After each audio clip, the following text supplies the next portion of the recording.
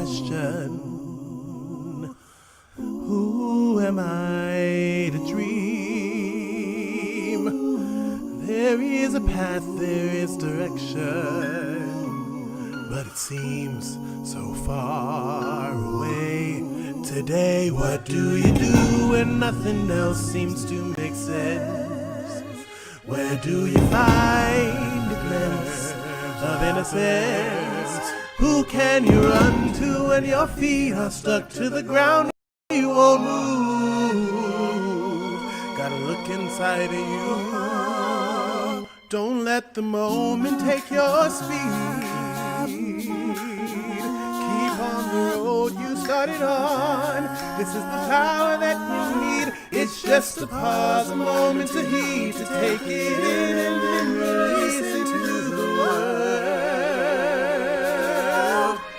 Your final destiny.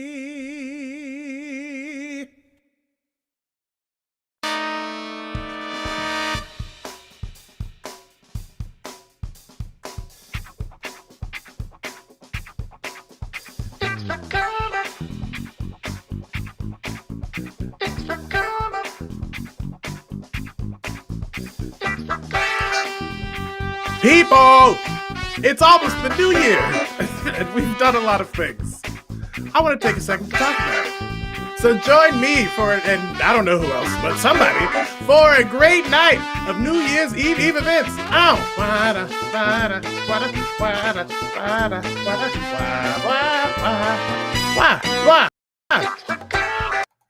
Hey! Woo! Yeah! Happy almost New Year! Here we are doing the thing. Oh my God, so exciting! Hello, everyone, people of the world and the Come Universe. It's me, Nick, and this is the Come Up. I haven't said that in so long. It's been like 7 years. Everyone's wondering why it's been so long, but things happen. I'll explain why later. Before I do that, I want to welcome you if you're watching. Thanks for being here. There is a lot happening tonight. I'm going to be trying a lot of things. I invited like 40 people. This is typically how I would do a party. Like, I feel like people always worry about like curating lists and like, who do we want? Who can? And I'm like, no, just invite everybody and see who shows up. But I've never done that online. So this will be interesting. We'll see if it works out. If anything goes wrong, we'll just pop back on. It's going to be a great time. But I do want to tell you where I've been, what I've been doing, what's been happening. But before I do, you know how you have that one friend that, like, actually I have two of these friends right now, but you have that one friend that like shows up like at the beginning of the party, like so they can leave and not come back, or just to like let you know that you do have friends that are going to come to your party. Here's that friend. It's Jorge Silva, our friend. You got here before the party even started. I did. I was freaking out. Did I show up to the wrong place? Oh, I showed up to the wrong room, wrong location. Thanks for stopping in. I know that you have a lot happening in the world, so like I appreciate you stopping in to say, hey. Of course. It's so funny that you categorize me that way, to be like that friend who shows up so they can leave. I'm like, yeah, that's exactly it. Because I'm that friend. I'm like I want to show up. I'll help you set up. That's cute. Like I will even come and like put like napkins on the table. Like I'll do stuff, and then the party will start, and I'll be like, oh, this is great. Okay, bye. It's so great to see you. This is also like this format of just inviting everybody to do a live show, like nothing planned out ahead of time, is like, again, what we in pre-COVID times would have been like, I'm going to be hanging out at this bar, show up if you can, come through. And that's it. Literally. That's the best way to do anything. When I moved from Minneapolis, that's what I did. I would have done that when I left Chicago, except, the world was dying, so I couldn't do that. I wish that all the cities that were cold had invested in like heat lamps. Because then we could do that at parks. Yeah, right. How great would it be if cities spent money on things that we actually like needed or wanted? You get cops. All right, I feel like we have actually spoken probably more in the pandemic than we had prior to the pandemic, and we talked a lot before the pandemic too. So like, it's been pretty excessive. So thanks for indulging. Excessive. Yeah, sure. I mean, like, I would actually say that we could have done better pre-COVID, but we were also hella busy. Very We were busy. very, very busy. Yes. And like in pre-COVID, where you were busy, that meant you were doing something with people in front of you that you couldn't just be like, I'm gonna call you while this is happening. Whereas now, when you're working from home, you're like, I'm in a business meeting and I just put myself on mute and called somebody else to talk during that thing. It's like that's a very different dynamic now. I mean, it's interesting because we talk about how busy we were before COVID and how, like, I don't know if you really slowed down in the midst of the pandemic. I didn't. At all. You might have actually gotten more busy. I think I got more busy. I got Yeah. more busy because it was like when I started having evenings available to watch TV, I was like, nope, this is not going to do it. No, this is not right. This ain't right. I'm going to apply to grad school. That's what I did. So that's your COVID decision. You're going back to school. I'm going back to school. I guess that's also like a life decision, but like it came from the COVID. It came from. It made it sound like I caught COVID. I'm like, oh, I gotta get it. Yeah, that's how it works. Oh, by the way, I forgot to show you. I'm drinking. This is a tequila pineapple. Oh my god, that's fantastic. And it's in a mug that says, "I am a ray of fucking sunshine." Yeah, you are. Yeah, you are. That's very on brand. Yeah. Sponsored by Brianna Lind. Thank you, Brie, if you're watching. For the shout out. shout out. That's what I do. What I feel like this is the perfect also time to be like buying Twisted Tea. Do you think Twisted Tea's stock is like shot up? Okay, I bet that Twisted Tea is having the best week they've ever had in the history of existing. Like, here's the thing. I think of my life of like a person that went to parties and drank things. I've maybe seen like 5 Twisted Teas at a party. And otherwise, like, I feel like Twisted Tea is something that's like sold specifically behind like storefront theater, like concession stands. Like otherwise I don't really see I can't remember the time I've ever seen Twisted Tea. I've never seen it in my life. So this week, like, this is the best week in Twisted Tea's life. There are songs. And he's like, oh man. Also, I looked up the guy. I can't remember his name, but there's the guy. His name's like Randy something. The guy that got hit in the face. And I looked him up on Facebook. I always, whenever they name the people, I try to find them on Facebook. Most of them block their Facebooks or like delete them. His still existed, but his is like pretty hidden. You can't see anything. But he, like, a couple of his friends posted the video and were like, oh my, like the facepalm emoji and like Randy, like. It's like they knew that that he was going to do something. He's always in something, and he looks like that kid that's always in something. You know what I mean? Like, oh yeah. You could tell this is not the first time he got smacked in the face by Twisted Tea. Specifically by Twisted Tea. Jorge, we are not doing New Year's resolutions this year. I've decided for everyone that it's not happening. Yeah. But what like going forward, what is, I mean, you're doing grad school, that's huge. Yeah. But like what other, I don't know, something. Give us something to chew on before you leave. Chew on. I don't know. It was really funny the other day. Like my wife Emily was like, what do you want to do for New Year's resolutions? I think I probably said the douchiest thing I've ever said, which is like, I don't do resolutions. I just resolve and I then do the thing. And I was like, that's probably the douchiest thing I've probably ever said. I mean, but like, I like that. Like, we need to put that on a pillow or something. I just resolved to do the thing. Don't need to wait for New Year. So I guess that's the only. I had to like let me leave that with as the thing to chew on. It's like don't wait for New Year's. Don't wait for New Year's, y'all, to make resolutions. Wow. Jorge Silva, everyone. Thanks for being here, friend. It's good to see you. Happy almost New Year's Eve. Enjoy the actual party tomorrow, whatever party that, I don't know, with your dog and your wife. I'm gonna be I have a show tomorrow with the New Futurists. We have our new show. So that's great. Plug it. So we have, there we go. New Futurists tomorrow. We have a show, $5 only. Get to be a part of the stream. 11 o'clock, do our 60-minute show, and that's your countdown to midnight. Boom. That's awesome. Sweet. Yeah. Go to the Neo show tomorrow night for the countdown. If you're sitting at home alone, which you should be because we're still in a pandemic, go to the Neo show on where do we watch it? How do we stream it? You can go find it at neofutures.org. Great. Neofuturist.org. Jorge Silva, thanks for being here. I'll talk to you soon. Bye, buddy. Oh, see, that's what's going to happen. People are just going to come in. We're going to talk a little bit. It's going to be great. And we're going to move on. I do have another friend backstage. But before I bring her on, I want to just give you all a little context of my life and what happened. Because you all see, everybody's like, what happened to you? Well, okay, here's what happened to me. So I got offered a full-time position at the Rose Theater in Omaha, Nebraska.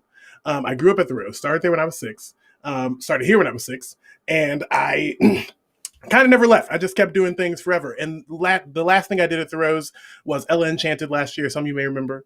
That is nominated for 2 Omaha Entertainment and Arts Awards, Best Musical and Best Choreography. So that's dope, we dope. But I moved back to Omaha, Nebraska. Now, when I say Nebraska, a lot of you think of this.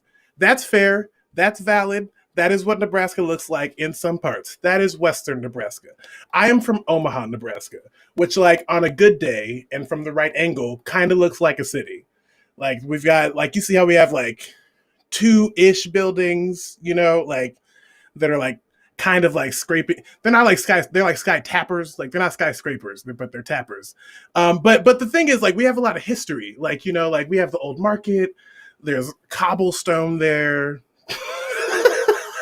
There are a lot of like shops and places to eat, and you can ride a horse, and it's great. It's wonderful. We love it. So all of that to say, I have moved to Omaha, Nebraska, take a job at the Rose Theater, but I'm not working at the theater itself. I'm actually working at what's called the Rose Studios for Youth Artists, which is a state-of-the-art building, 27,000 square feet, 12 possible like rehearsal spaces, 6 dance studios, 4 drama classrooms. There's a big cafeteria, and then there's a sharing space. And so I run the building, which is great. So I do things like alarm systems, and I talk to people about storage. I put people in classrooms, and I'm also coordinating an educational program. And so I'm working with the finances and talking to parents about their bills and their accounts. And I'm also doing administrative work for the back end of like making sure that all the Zoom links are made and that everybody's distributed. And I'm talking to the teachers and sending information. And it's a lot. There's a lot happening. It's like, but it's a great time. All things that are within my skill set, which is super cool. So that's where I'm at. Here's a picture of the building. It's very big. Hold on, wait. I gotta find the picture of the building. Like I said, y'all, there's a lot happening. Yes, big building, giant building, like so big, like what you see now, like goes further backwards. So you know, good stuff. And yeah, so that's what I'm doing. I also am very excited. I got a car.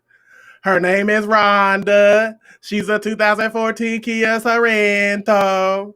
And yeah, she cute. Like, look at her. Ain't she cute? Like, we drive the streets. It's cold. You know, I will say, I forgot what it was like to have a car in the cold. Like, I'm used to like putting on boots, maybe put on a coat, like scarf, and like doing the thing. But I walked outside when it snowed, and I was like, oh wow, like I have at least like 5 things to do before I can actually drive in this car, which was an unfortunate thing to realize. I was like, and it's cold. I didn't have any gloves on. I was tripping. I don't know what was happening. I forgot. Anyway, people, while you're here, if you're watching on the Facebook or the YouTube, I have another laptop open. So I'm going to be watching for comments and stuff. You have questions, thoughts, something you want to talk about, whatever, like put it in the comments, and I will talk to you, because that's what we're here to do for 2 hours. Speaking of which, I have another dear friend backstage. This is a friend that's from a cold place, and that she moved to a colder place, and she's a star there. She's actually didn't play a single role this year, but was still the best actor of the city. And that says City Pages. Please welcome to the Come Up New Year's Eve party, my friend, the amazingly talented China Bricky. China! Hi, Nick! Oh, man! Happy holidays, man! Happy holidays. I was talking, I was recording a podcast the other day that you'll all know more about soon. And we were talking about the term happy holidays.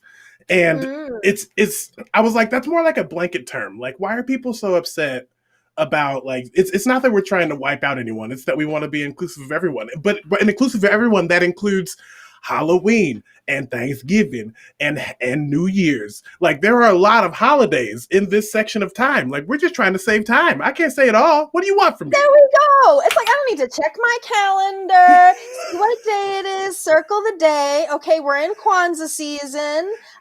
Do you celebrate Kwanzaa? Yes, happy Kwanzaa. Or what is the holiday that you are celebrating? Or do you celebrate a holiday? Or did you notice? Or you could just say happy holidays. Did you notice there are a lot of holidays happening? Good conversation starter. I'm just like, no, I'm that's, oh God, I don't know. I'm so tired of people being offended when there is no fucking reason to be offended. Excuse my F word.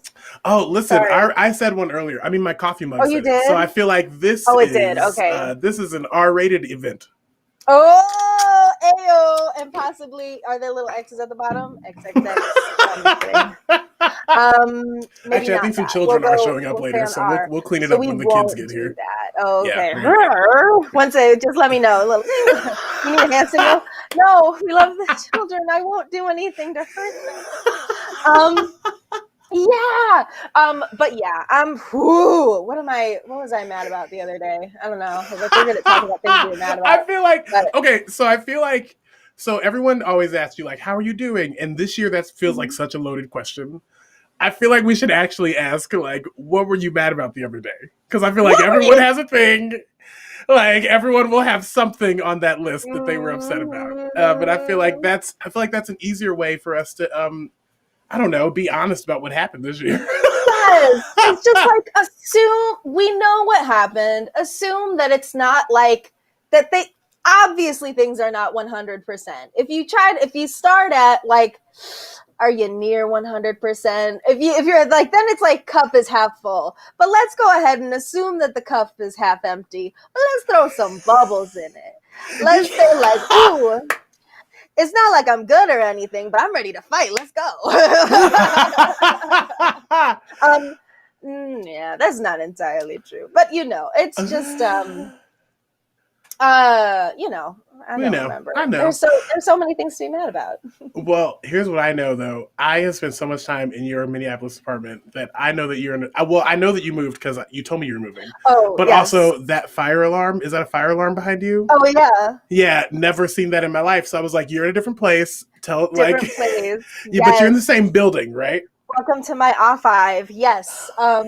This is my and I actually just cleaned it so I can show you a little bit of nice. it. This is my fancy adult apartment that has a living room. Oh, China, I love this. And this is my like office area with like windows and crap and like music making. Yes, this was my like, I'm going to be locked in my apartment for 6 months over the winter. I think I need a little more space to pretend.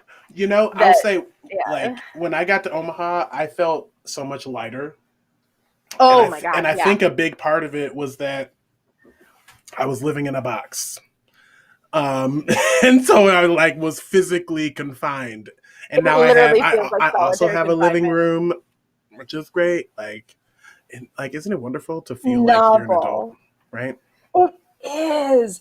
I just like, my whole thing was I have a door on my bedroom. What? And like, I mean, it's really hard to not eat in your bed when your bed's in the center of the room.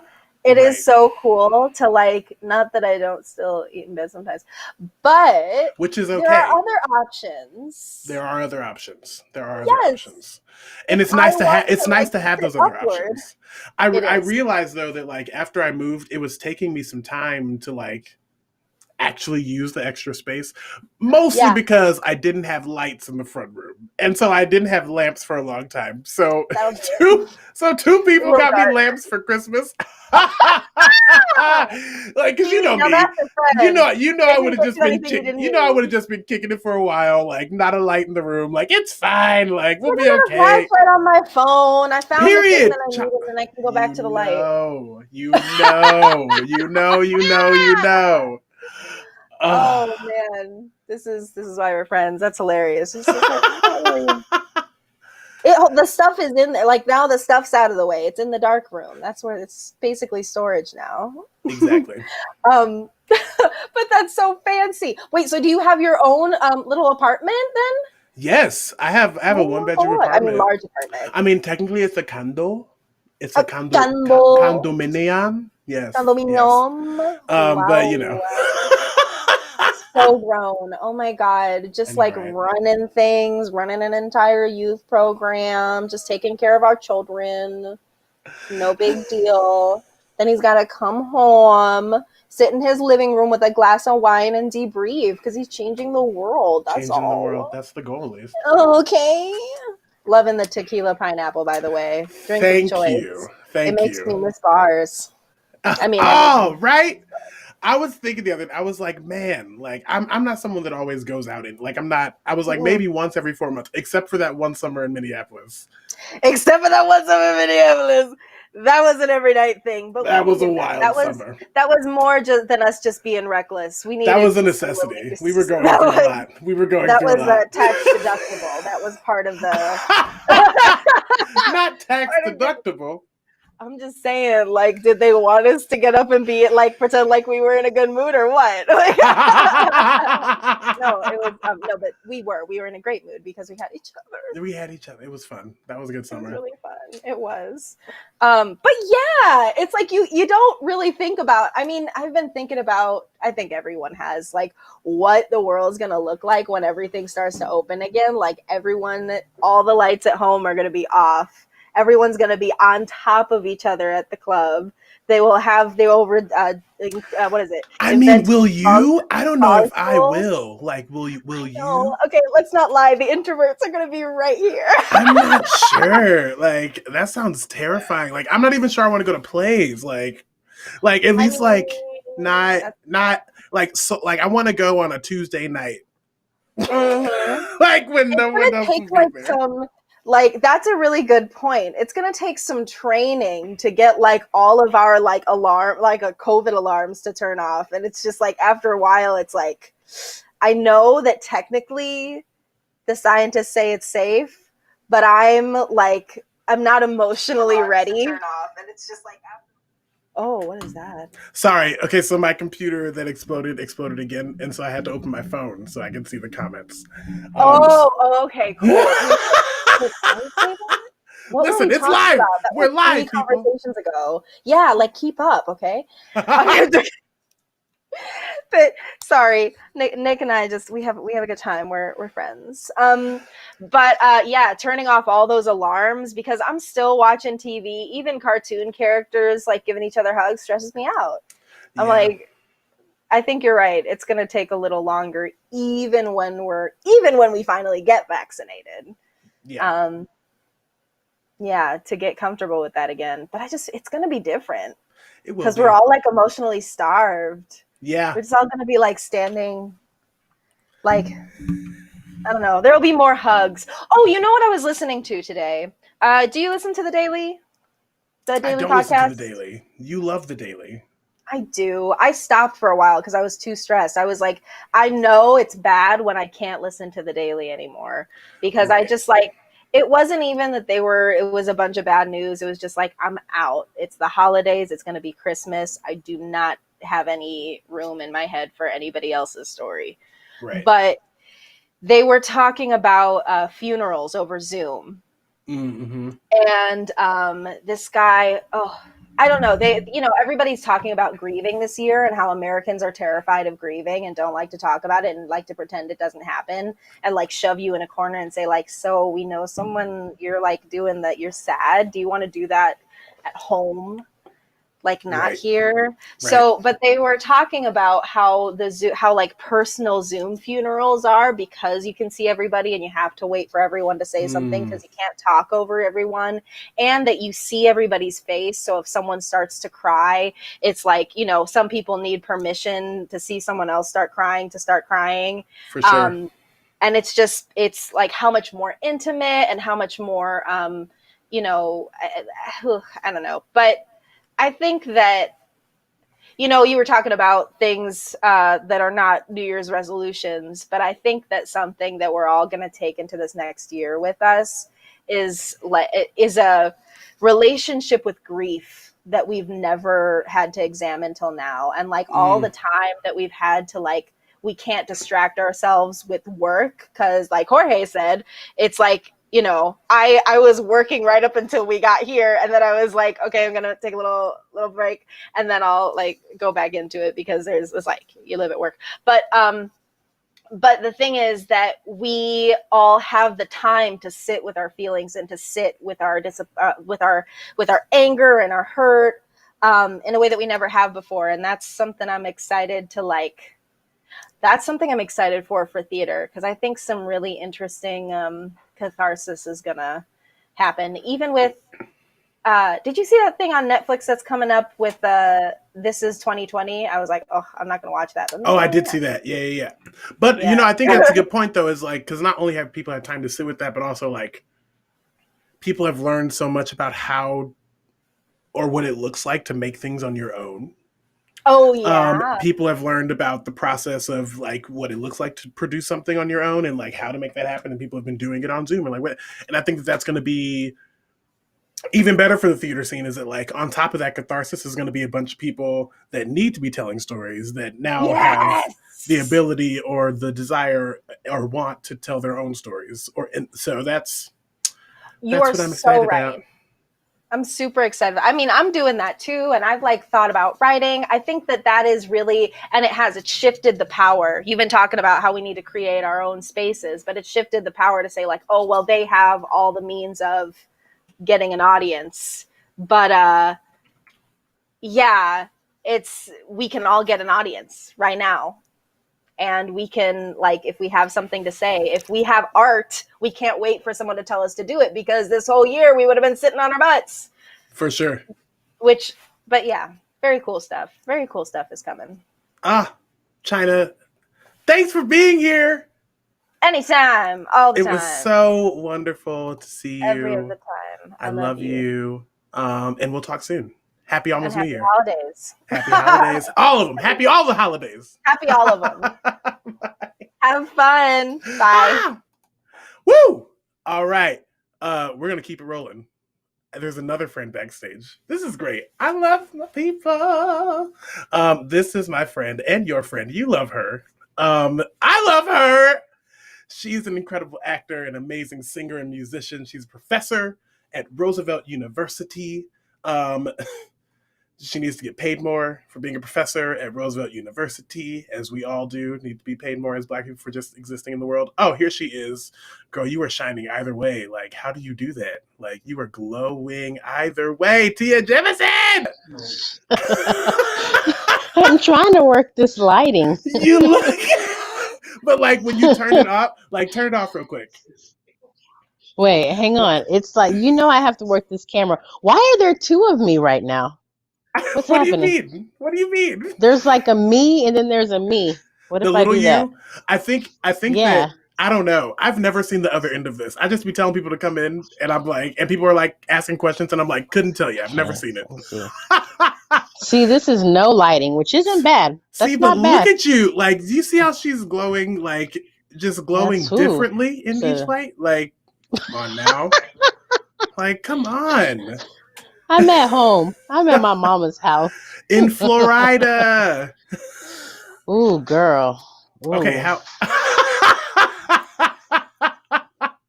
are you? I mean, how is home? How was Christmas with the fam? I mean, it was fine. My mom had a really great Christmas, so that's what's up. And yeah, it was fine. I can't complain. It's weird here because nobody's social distancing.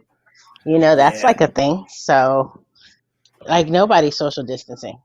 And I mean, and no one's really wearing masks. Some people are, and it's interesting to see. People of all colors. Black. I mean, we went into Walmart tonight for my dad to get some lights for their wall unit. They have lots of pieces of wood with lights in them in their house, and so I was like, okay, I'm gonna get some beach towels. Like that beach towel that I bought you when I came here last time? Yes, good towel. I had to get some more beach towels. I've never been dried more than with that towel. I'm just gonna say it.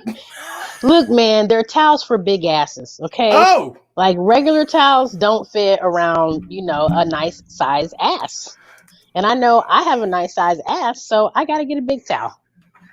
But yeah, we went in there to get towels, and black folks didn't have masks on, white folks didn't have masks on, so it's for a while I thought maybe it was a race thing, but stupid people are everywhere, and I guess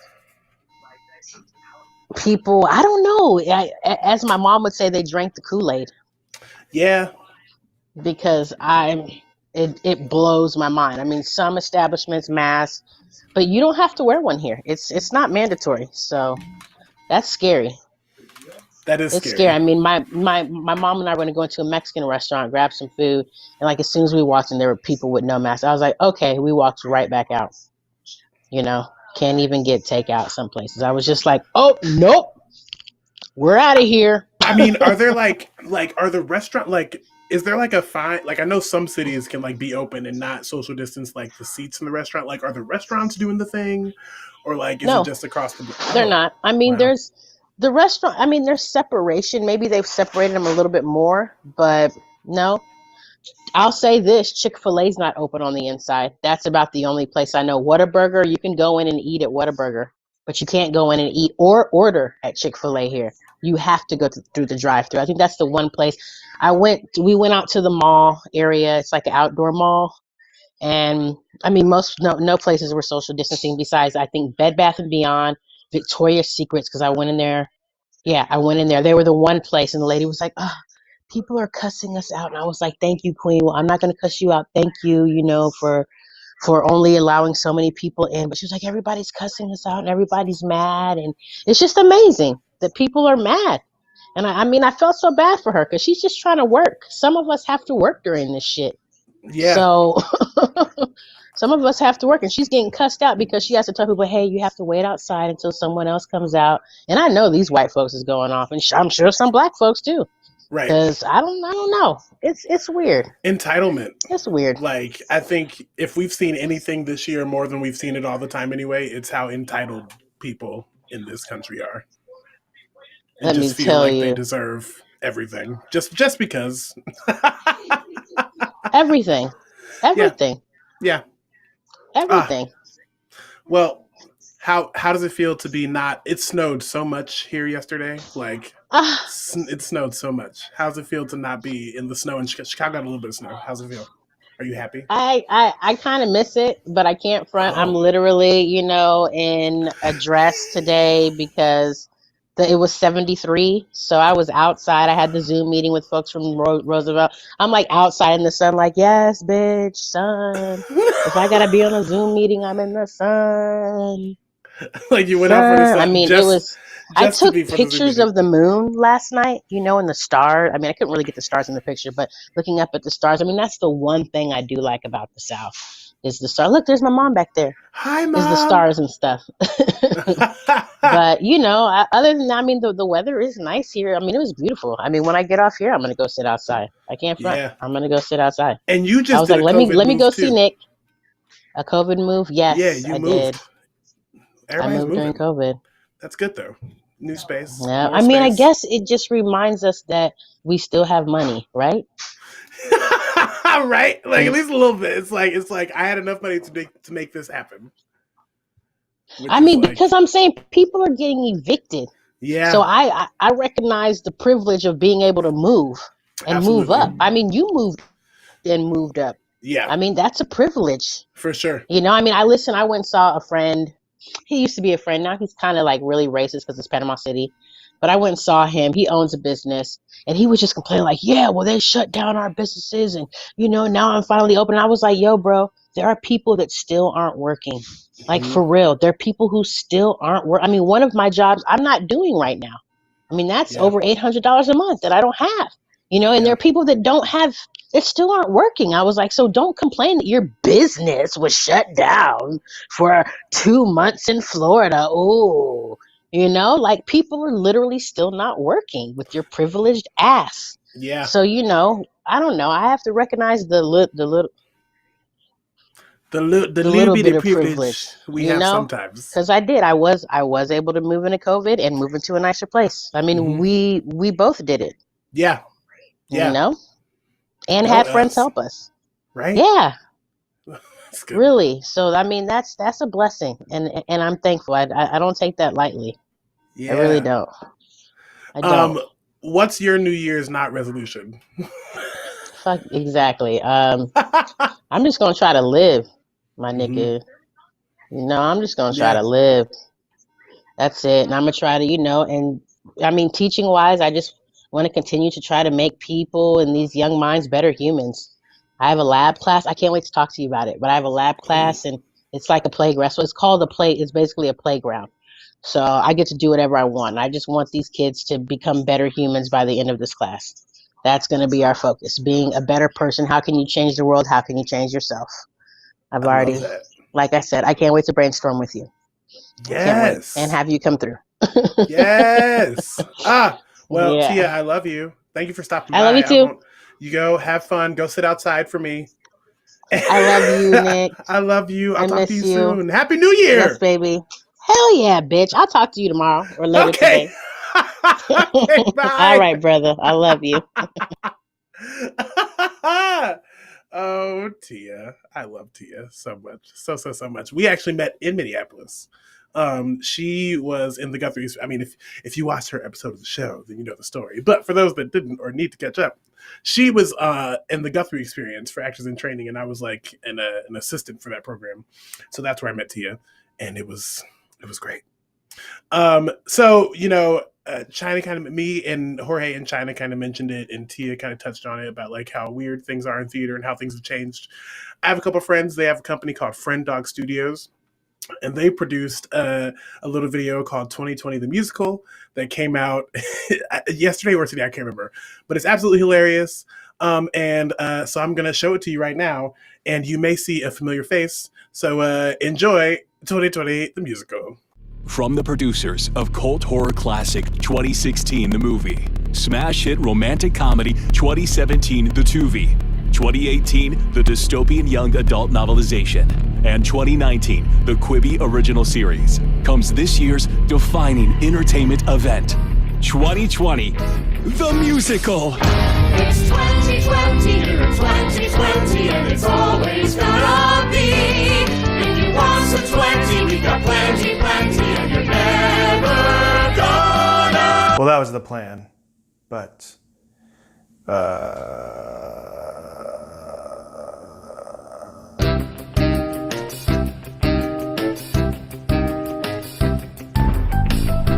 we told the producer, we guarantee you a packed house. So many people in one room. And that room is your big theater room with all the seats. I remember he flipped over his desk and he said, I'm in. And we thought, all right, let's put on a show. And we started rehearsals.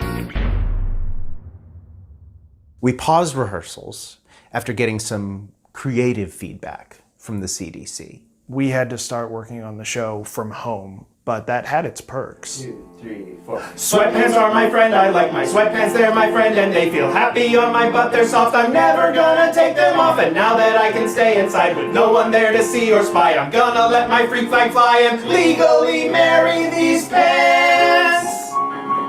But I think it was the second day off, I just couldn't take it anymore. These are unprecedented times! We don't know how to get through this! There's no precedent! Of course we're gonna drink a lot! We've been drinking already, but this makes it okay! Which gave us the idea for the town. And boom, we had our setting. It's 2020, here is 2020, and it's always gonna be. If you want some 20, we got plenty, and you're never gonna leave. Someday, I'm gonna get out of 2020, just you wait and see. There she goes again, hitting the clouds, talking about other years. There's better things out there. I'm gonna make it to January 1st if it's the last thing I do. Quit your jabbering about that old legend and help me wash the toilet paper. We started conducting rehearsals virtually. And then you cross downstage left. Yes. Yeah, did you feel that? Yes. Beautiful. The rehearsal process itself inspired new material. You're on mute, and I can't hear a single thing you say. I want to catch every inflection, but we have A bad connection. a bad connection. You're on mute. It was around this time that our director fell ill and also dead. But in general, we made a lot of progress.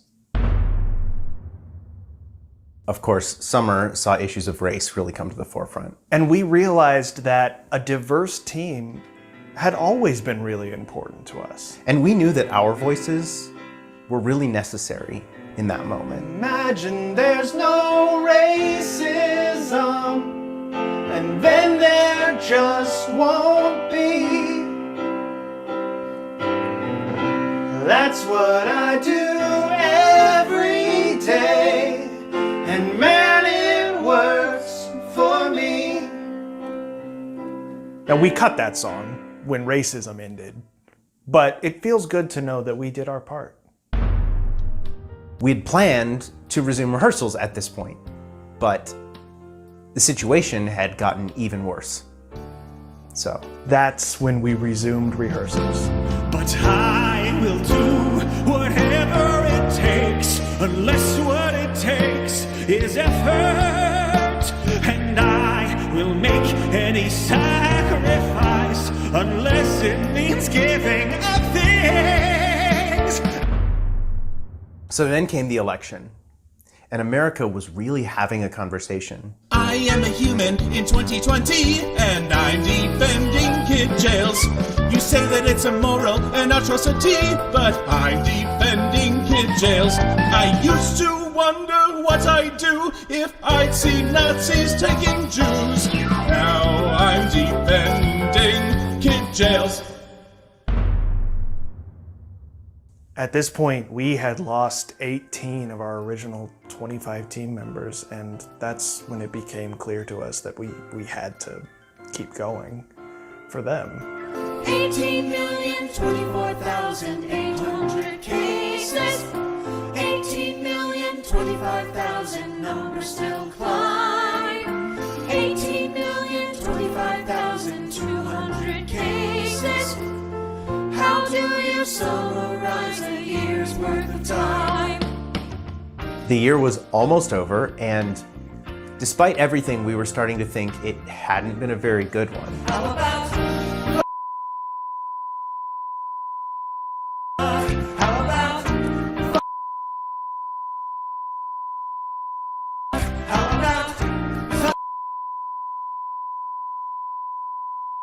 with the word? We hear that in a few months, a lot of folks are going to be vaccinated. So we're going to go ahead and open now. And we'll do everything inside so that the virus can't get out. Hindsight is 2020. And what have we learned? No! Are we all good? Is that everything? Yeah, I think we got everything. I'm gonna take take this. You alright? Yeah! TikTokers, K-poppers, angry masses, COVID shoppers, baking bread and Tiger King, and that f***ing Hornet thing. Everybody getting fat, Twitter trashing Chris Pratt, Orient TV, soap and beer. Impeachment happened this year!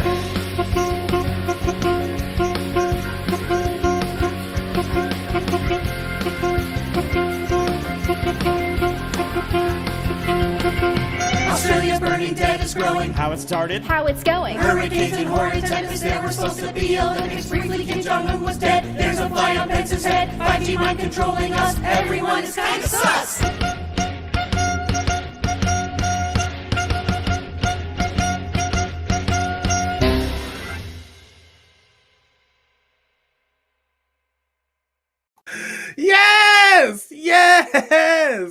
That is so funny. Thank you, Friend Dog Studios, for letting me show that. That is also like a great encapsulation of the year because you forget everything that happened this year. So much happened this year that like you can forget that the impeachment was this year. They're straight up like converse. I got this mug for Christmas last year. Like I got this mug in December, and then in March my life was over. That's not true. My life was like, it's crazy. Like that was wild. But you know, this year, even though it was crazy, I feel like a lot of positive something did come from it. Like there was a lot of like positive energy towards people wanting to make their own things and like the conversations people wanted to have and we had time to have. Was there a lot of progress in those conversations specifically? No, but they were being had in a different way for at least a little bit. And I also think that we also saw so many people realize that like if you really want to do the thing that you want to do, you just have to do it. You just have to make it happen. Because you can't wait for anyone to make it happen, because if they haven't made it happen at this point, the odds are they're probably not going to make it happen. And you have the power and all the energy and the know-how and the thoughts and the everything to make it happen. Like that's, I don't know. I believe in you. We got to believe in ourselves. That was a big thing. Also, the year brought us like possibly the pettiest moment on internet history. So my friend China is still backstage. I want us to watch this moment together. I'm not sure if she's seen it, but I'm going to bring China back out. China, hi, friend. Man, hi, how's it going? First of all, did you like 2020 the musical? Oh my god, it was so good. It's what is it? What they say about the sweatpants? These sweatpants. We're gonna marry them. I'm gonna, yeah, that's how I feel. I don't know if my leg fit in my little rectangle. Oh no. China, so I brought you back. What? Because did you see early in the pandemic, there's been a lot of like Instagram Live happening on in the world. And one early in the pandemic, Raven-Symoné did one with Keely Williams. I did not see this. You didn't see it? Okay, no. So they have this conversation in which Keely is basically like, we were kids, like nothing happened, blah blah blah. And then they end the conversation, and the funniest thing in the world happens, and it's been like my response to everything, just because it's perfect. And so I just want us to watch this together. This is a special cutting from the YouTube re-recording of the. I have made it myself. I had to because the original video wasn't long enough. So here it is, Raven-Symoné's laugh.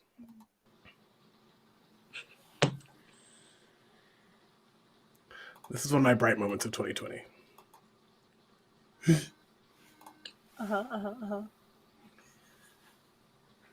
What is she eating? It's a peanut butter and jelly sandwich, and she makes the jelly at home by herself. Oh, that's how you do it. Look at her. She's like, what just happened in that conversation? Like, what?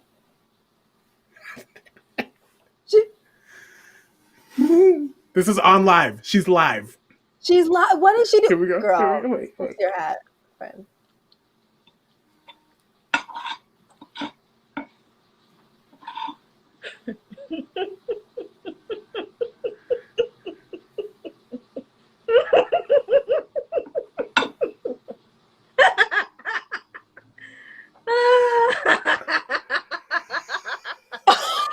Oh man! Wow. Okay.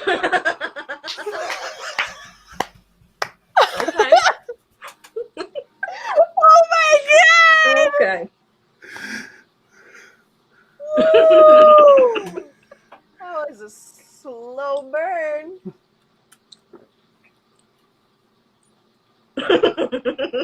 And it's still burning. It's still burning. That's my favorite part. She started a new slice.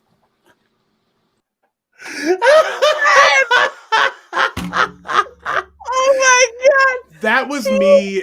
Like, the reason that was such a bright point is because that was me all year. Like, yes, something would happen, and you just had to laugh. Like, you just had to cackle. There was nothing you could stop it. And you're like, wow, here we are again. Another thing happening.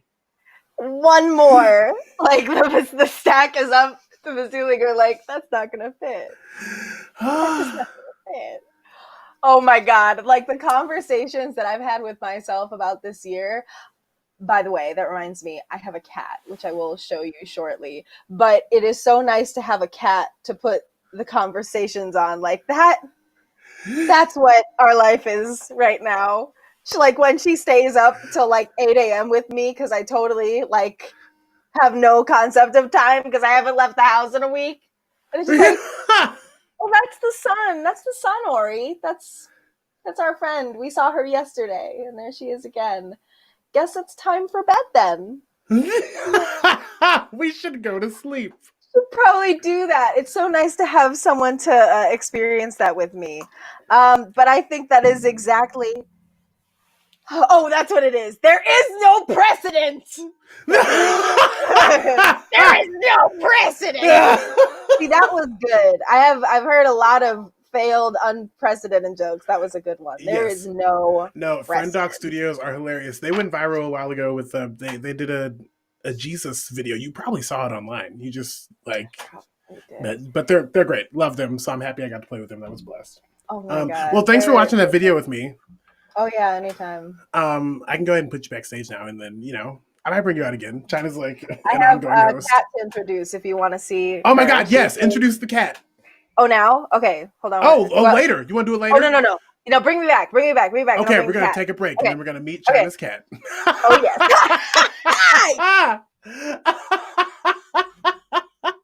It's funny. In the invite that I sent people, I said, bring your partners, bring your cousins, bring your animals. And so I'm very happy that, listen, China follows directions. I mean, when I moved back to Nebraska, one of the first things I said was like, I want a dog because I want one. And I feel like I have space for it in my life. And I don't know if I have space for it in my life. That's the concern. Dogs take a lot of energy and time and money.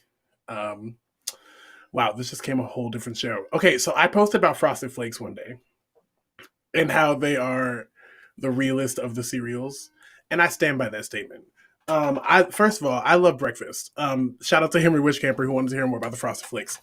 So here's the thing about Frosted Flakes. Like, they're just good. Like, just like base level. Like, I feel like there are some cereals that you're like, oh, like after I had to get used to it or I ate it for a while. Like who doesn't like sugar? That's all it is. They didn't try to do anything else to it. They were like, here, have some grain and here's some sugar. And that is important. That's how things should, that's how simple life should be. A plus B equals C. Grain plus sugar equal Frosted Flakes. And that's why they're delicious. But I do love breakfast overall. I make omelets a lot. I mean, at least I try to make omelets. Has anyone ever tried to make an omelet? It's hard. It takes time. It's a skill that you need to finesse and grow. I've been trying to perfect my omelet for like 4 years now. And I'm better. I am better now than I ever have been. But yeah, so shout out to the omelet. If you like breakfast, put it in the comments. Let us know what your favorite breakfast food is. Oh, I don't know what's happening. I'm like halfway through my tequila drink. That's what's happening. Having a great time. Oh, I see an animal. We're about to meet an animal. Here we go. Oh! There she is. What's her name? She was so sweet. Her name is Arithia Blue. We call her Ori for short. Do you recognize the name? No. Lovecraft Country. Oh, yes. Girl, you know I'm bad at names. Oh, yeah. No, but it's the character. Her hair is blue. I'm like, I'm going to dye my hair blue. Or I could name my cat Arithia Blue, and that is similar. Why not both? Why not Les Dos? That's too many different languages. Les Deux. Les deux. Les Deux. Or he's not French. But she's my best friend. It's funny. So you were like, I'm getting a cat. And then for the next 2 weeks, I didn't hear from China. 2 months. Yeah, and then her only interaction on social media is the cat. Only cat. look at this belly. How could you like do anything else but look at the ear furs. Let's just admire. Look at these ear furs. They are long, they are curled, they're like the mustache of the ear. Right? And look at her, and look at how she lets me maneuver. Anyway, so everyone's having a great time watching me move my cat's arm. Listen, I'm having a great time. This is great. China. But yes, she is. This is my only friend in the world. Except for you, Nick. Now I can't see you most of the time. Yeah, it is like everyone's getting pets right now, and then we're gonna go back to life and be like, I do not actually have time. I don't have time for this. What did I do? But I have no regrets. I'll say that right now. She's hilarious. So my apartment goes in the bathroom has 2 doors. Yeah. And so it goes in a circle. And at night, I'm like, she can't go outside because my apartment building's too big to like get her outdoors. She does laps. And so she starts in my closet, goes through my bedroom, and then runs through that. She goes, but she also is really talkative. So while she does that, she goes, brr. But while she's running, it sounds like, and so at night, the sound of my house is. You have a turkey. You got a turkey. What? You got a turkey. I got a turkey and a koala and a dog. She fetches. She won't do it while you're watching, but if I throw a toy, she will bring it back in her mouth and then she will set it just out of reach to let me know she is still a cat. Wow. But she does want me to throw it again. So she'll bring animal it kingdom. back, but just like right there. The animal So kingdom. now I'm a cat person. You've learned this about me. But it's like I didn't think that I thought I was going to be annoyed by like someone following me around all the time, but it's the best. You love it. She's like a tiger, but she lives with me. She lives with you. Well, thank you for letting us meet Aretha Blue. Thank you for hanging out again. Aretha Blue. See, listen, you know what? I'm not gonna get this. It's not gonna be good. It's Greek. It's very difficult. Oh man, we should talk about Lovecraft. Did we talk about Lovecraft last time? No, Lovecraft hadn't come out. No, bring me back later to talk about Lovecraft. Okay, I'll bring you back later to talk about Lovecraft. I'll be here. See you soon, China. Folks. Okay, I'm gonna take a short break, so that we can all, take a little break. We've been on for an hour straight, which is impressive. Good for us. So I will see you in a couple minutes with a little more action on the New Year's show. Goodbye.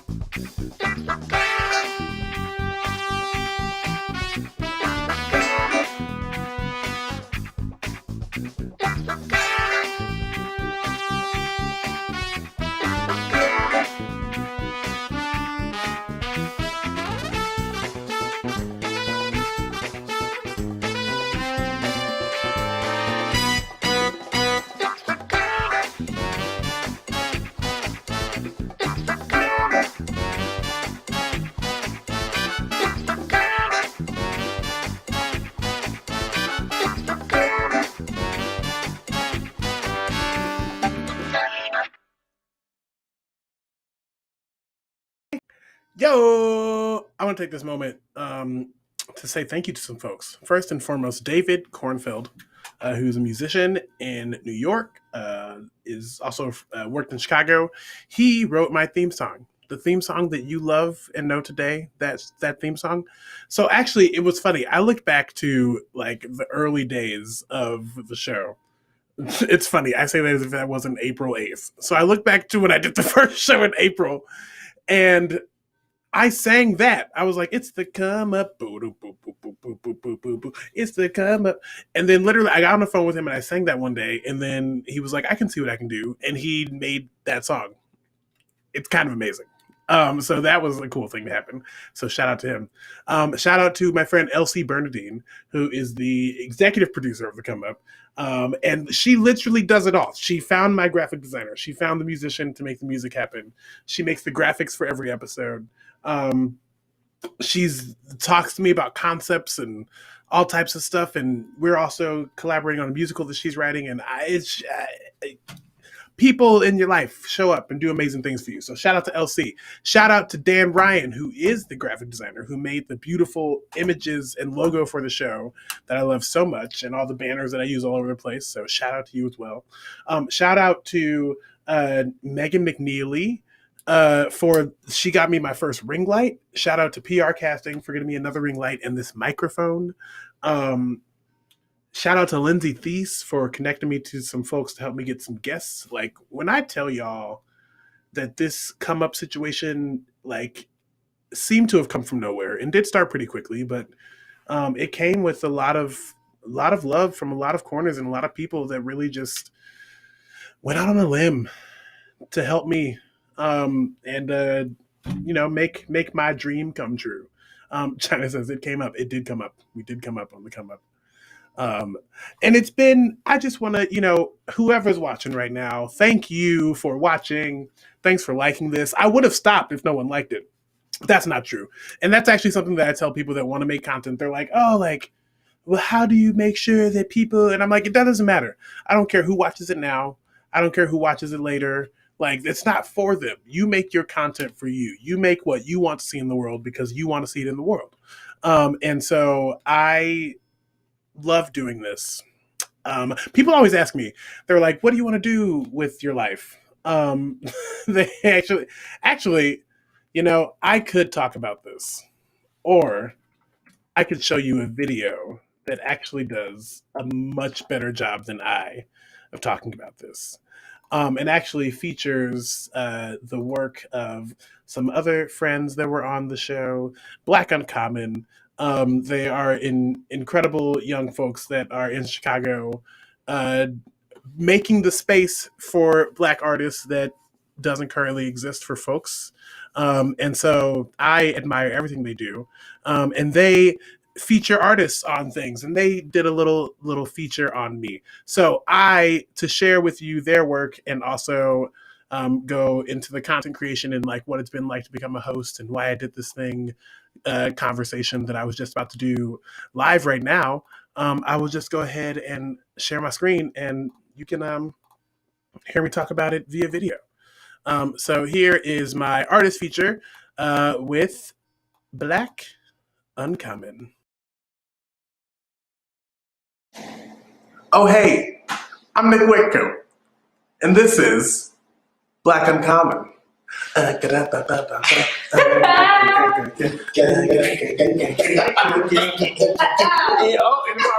charge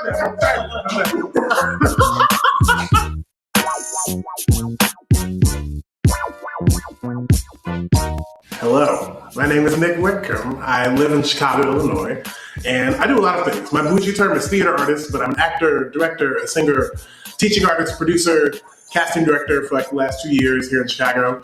And now a host. I host things. It's called The Come Up with Nick Whitcomb. I always kind of wanted to be a talk show host. Even when people would ask me like, what's your end goal? Like, where does all this lead? I was like, talk show host, specifically daytime talk show host. The Come Up was an idea that I talked to someone about like 2 weeks before the world fell apart. Elsie Bernadine, shout out. I announced I was just going to start talking to people on Facebook. I was just going to do like Facebook Live or something like that. And she sent me a whole graphic.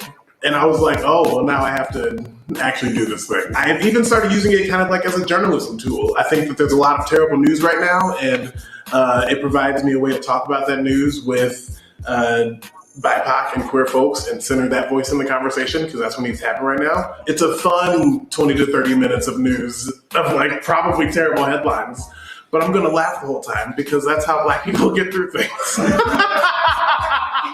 It went from being something I was like, I want to do this, to being like, I need to do this. And then I was like, yeah, I think it's my protest. It's the way that I can keep making something that can hopefully change the world, because we need that right now. When I think about like vibe of show, as far as like the relationship with the audience and the co-hosts, I love Wendy. I really do. It's a specific type of show, and if you go there, you know what you're gonna get.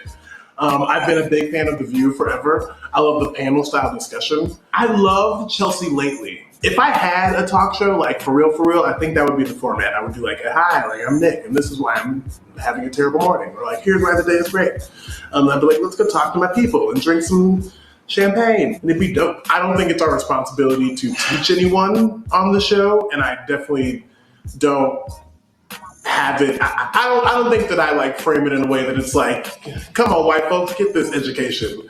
But it's like, if you listen to these conversations, then you're gonna like not only hear what someone's saying, but you're gonna get to meet them.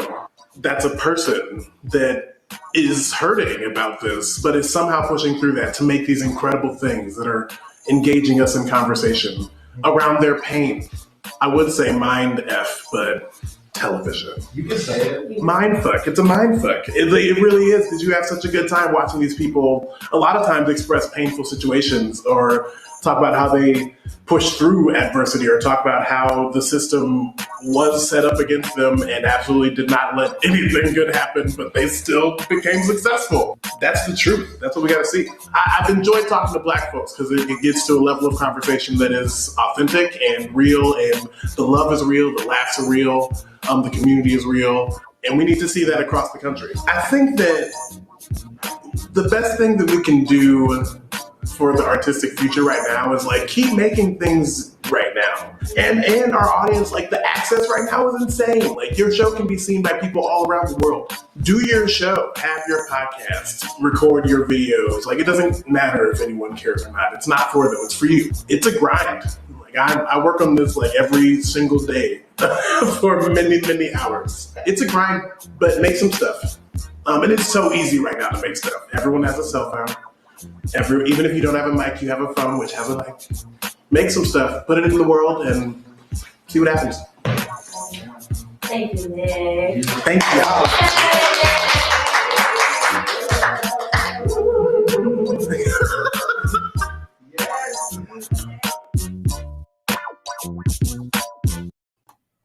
Wasn't that cute? So great. Thanks, Black Uncommon. Herb, Leah, Sir King, for inviting me on your platform and allowing me to talk about some things. It's been a growing year. It's been a learning year. You know, it's also interesting to see my hair back then. Look at this. I have so much hair now, and it's like budding, like it's like locking now. Like I like genuinely have locks. Getting locks has been a very fascinating experience as well. I don't know. I've gained more confidence with my hair, with my locks, and maybe it's because I can do this. That's a superpower. I've never been able to shake my hair like that before. Like now I can like go to like when Willow Smith is singing her song, I can toss my hair with her and it will mean something to the world. That's exciting. That's so exciting. So in true party fashion, you know how like all your friends are like, we coming, and they're probably going to show up in the last like 10 minutes, and this whole thing is going to fall apart at the end. But right now, or they're probably not going to come at all, which is the other thing that happens at parties. But honestly, that means you don't have as much to clean. Like, and I feel like the ancestors, I'm starting this altar to Nina Simone in my front room. So right now I have one picture that my friend Ruby Koitzer got me That's a framed black and white photo of Nina like looking amazing. And then I have a candle that I got from the Nina Simone For Women cast. That's like Saint Nina on a candle. And so I love her. She's gonna be hanging across. I mean, she's gonna be sitting there across from Whitney Houston, who like isn't hung up yet, but Whitney's gonna be hung up in the front room. Once I get the front room, she can't see the room in the state it's in right now. It's just not. It's not Whitney Houston ready. But speaking of glorious black divas, China is still here. She's sticking it out the whole night backstage. So I'm gonna bring her back in and say hi, China. Oh hey, I'm totally imagining that we're like in like a like one of those little oh, you know what it is? No, we're on your talk show, and I'm just sitting in the corner like hanging and like you're like my unofficial co-host. Yeah. Oh my goodness, there's such a high title that I'm not worthy of. No, I'm like, who is that on the Conan O'Brien show? Andy Rear. Oh, you know. Yeah. Like that guy. Uh-huh. I just like hang out and comment on the things the brilliant things you say, and I'm like, yeah, but no, that's not what they're better than that. That's why they get paid for that. But yeah, your hair looks so good. Isn't it amazing? Looks so good. I love it. And I love it. Also, like in reference to the previous video, you in yellow. Oh, and that you know, you want to hear a story about that jacket? Scarf. What is it? Okay, I have two stories. I have a story about that scarf and that jacket. So here's the jacket story. So it was raining in Chicago, and I was like, I need a jacket. I didn't have a jacket. I was like, I need a jacket, a loose jacket. Like, I was like, this coat is too big. Like, I don't really like carrying umbrellas because they're cumbersome. I want to use them just in case. Like, and so I walk into Target, and I got on the escalator, and I went upstairs, and I turned to the left, and that jacket was sitting on the corner, just like sitting. And I walked up to that jacket and I was like, yep. And I bought it. Oh. So that's the story about that jacket that changed my life forever. Wow. It's just like spotlight. And it's just like, that's a very Nick Whitcomb jacket just because it's so like bright. And it has flowers on the inside. Perfect. I saw on the hood. It's so cute. It's great. Yes. So yellow is your color. We know this. So on the scarf. So yeah. I don't know if you know this, China. I had a callback for the Rent National Tour. No. Yes, I have had a callback for the National Tour of Rent. Like, God, when was that? Is that December, January? It was like right before the world ended. So I was called back for understudy Collins and like another ensemble track. And so for the callback, we sang Santa Fe and I'll Cover You reprise, like the whole songs. It was a lot. You did that for the audition too. It was actually whoa. When are you gonna bless us with your recording of Santa Fe and I Will Cover You reprise? Actually, that last song might be a lot for this year. Yeah.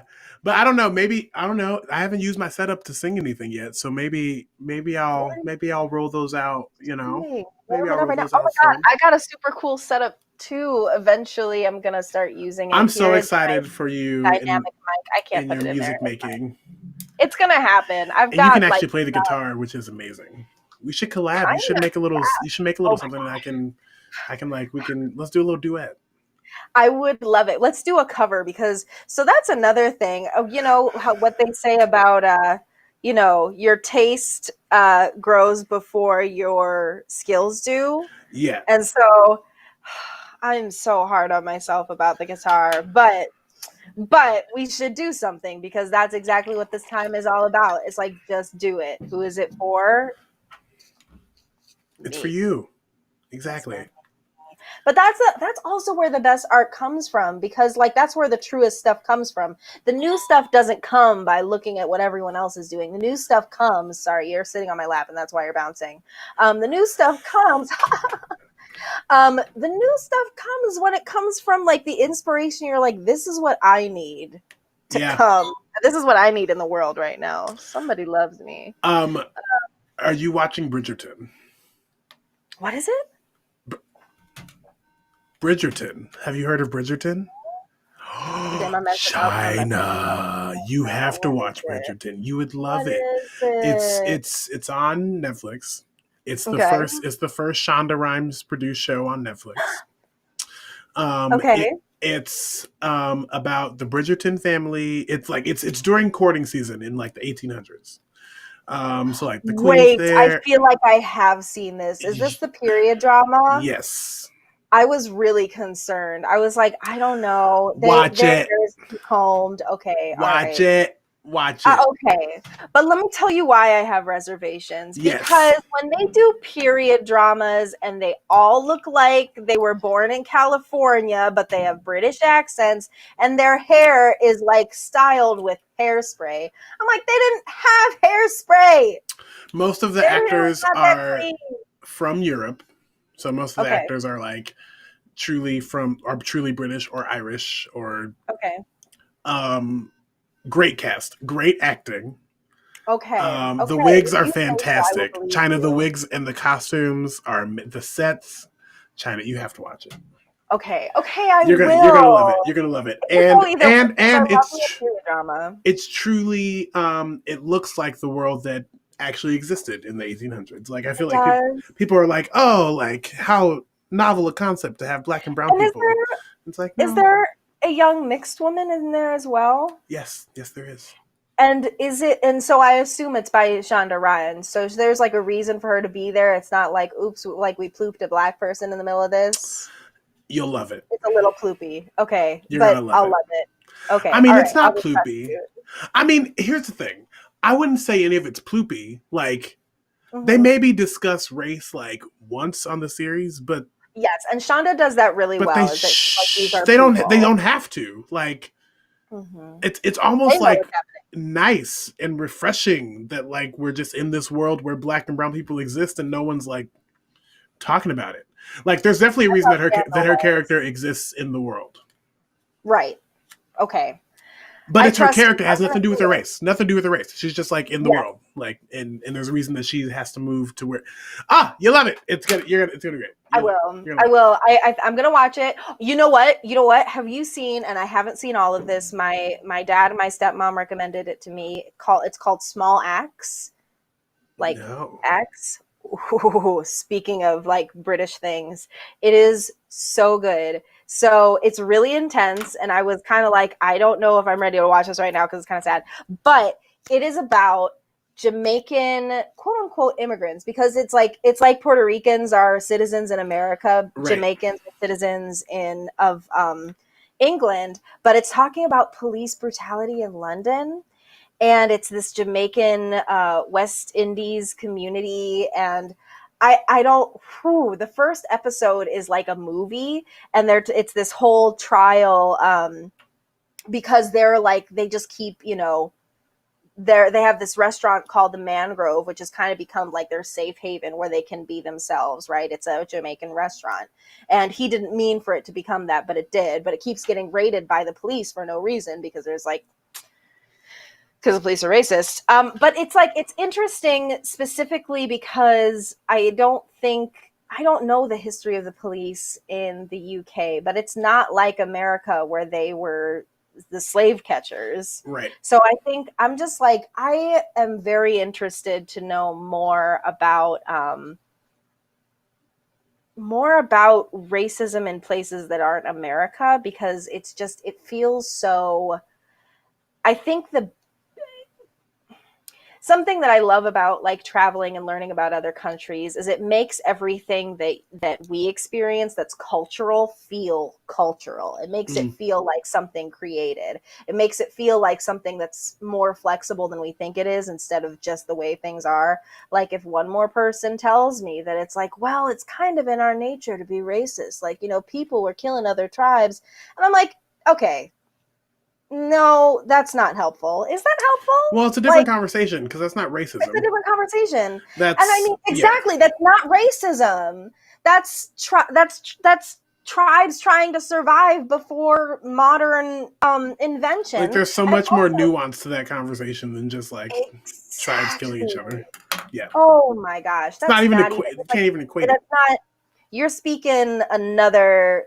We're in a different lecture hall right now. This is a different class we're taking, but yeah. So I was very intrigued by this. But there's this other episode. So it's small acts. It starts with a 2-hour episode, and then it's got like a couple shorter episodes, but like shorter, like it's an hour or something. But one of them is this dance party, and it's really cool. And the way my dad explained it to me is it's like you go through. She wakes up in the morning, or no, she wakes up at night. Creeps out of her window, parties all night long, and then creeps back in her window in the morning. Oh, nice. And you're there with her through the whole party. Love that. And it's really cool because there's like it's a lot of dancing, and it's a lot of Black people dancing, and just kind of and that happens a lot throughout the series, that they have these really long cuts where there's no dialogue and really no plot moving forward, but it's just people like jamming and like singing together, singing the same song that they all know. And you mentioned in your little interview, you're like, I'm laughing because that's the way that Black people deal with hard stuff. So true. But I think this show really captures that, man, that perseverance. Because the thing is, it's like, it's not 100% of the time that our lives are directly in danger, but it is like pretty much 100% of the time that our identities are like where our humanity is in question most of the time. And like, how do you deal with that? And I think something about watching these scenes, there's this one where they're all singing the same song and it goes on forever. But it is like they're all singing the song that they know, and there's this really high note where they go like, and like half of them are missing it, but they're all singing it together. And I was thinking about the vulnerability of like when you sing a song, like everyone going, love on top, love on top, love on top. And you're totally embarrassing yourself, and you're like, this doesn't, but that's the thing, is like, it's the emotion of the song and the connecting to everybody who knows this really human emotion. I don't know. I've been thinking a lot about the ways that we deal. It's back to this grief thing. Like, how do we physicalize that? How do we get it out? How do you still find a way to like have some levity so that you keep going? For sure. But anyway, that's another good show to watch. Small Acts. Wow. China, you're so great. You're so great. I'm like, I'm gonna just hang out here because you know that we'll find something to talk about, and like all these things that I wanted to say to you, and we've both been in our little COVID hermit shells, right, of like changing life. It's so weird. It's so strange, but it's okay. But here we are now, more talking to be had. So yeah, listen, keep hanging out. I'll see you again soon. Can do. I'll be right here. Oh, China freaking everybody, so great. Okay, so this year there has been a lot happened this year. Not only COVID, but then the murder of George Floyd, the murder of Brianna Taylor, Ahmad Aubry. We learned about a lot of other murders that had happened years ago that just are finally coming to light. And it's hard, especially as a Black person, to feel safe or to feel as if anyone has your back. And it gets hard it's a difficult conversation to keep having. Because China's right. Like, it is a question of your humanity. It's a question of your sanity. Because also, like, while you're like, wow, these things are really bad, there are people that are like, what are you talking about? Like, it's not like it can be triggering and horrible and terrible. So in processing those emotions, as China was talking about, I actually found something very interesting. And I want to share again with you and the world this little tune that I wrote called Hero.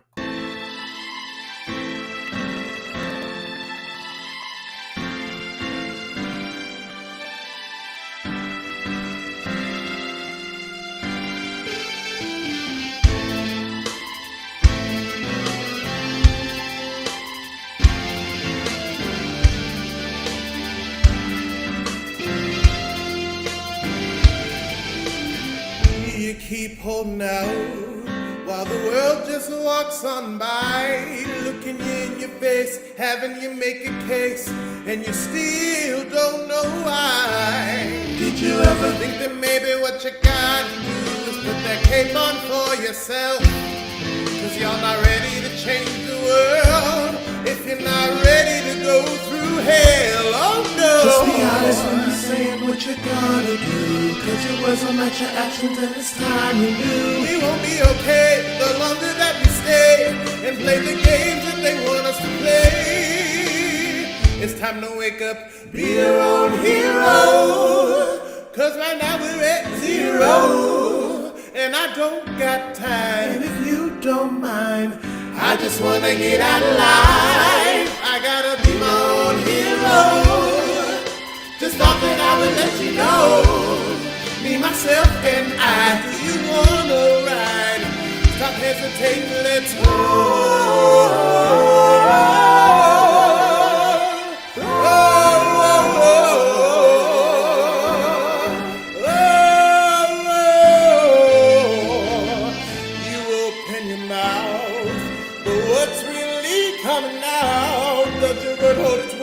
no time for masturbating. You're satisfied, but who does that help? Did you ever think that maybe what you gotta do to not get strong alone is take a step back, realize that we're in this fight alone?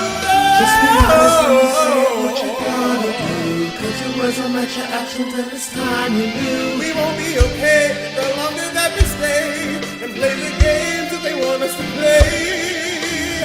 It's time to wake up, be your own hero, cause right now we're at 0. And I don't got time, and if you don't mind, I just wanna get out alive. Be my own hero. Just thought that I would let you know, yeah. And do you wanna ride? Stop hesitating, let's go.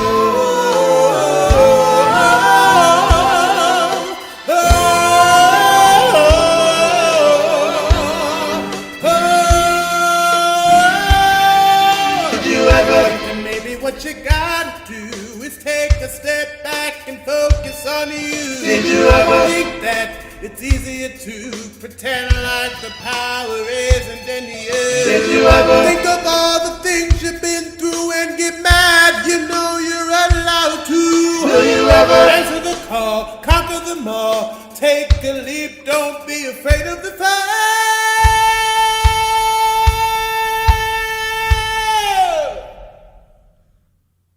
It's time to wake up, be your own hero. Cause right now we're at 0. And I don't mind. I just want to get alive. I gotta be my own hero. Yeah, just thought I would let you know, me, myself, and I. You wanna ride? Stop hesitating, let's go.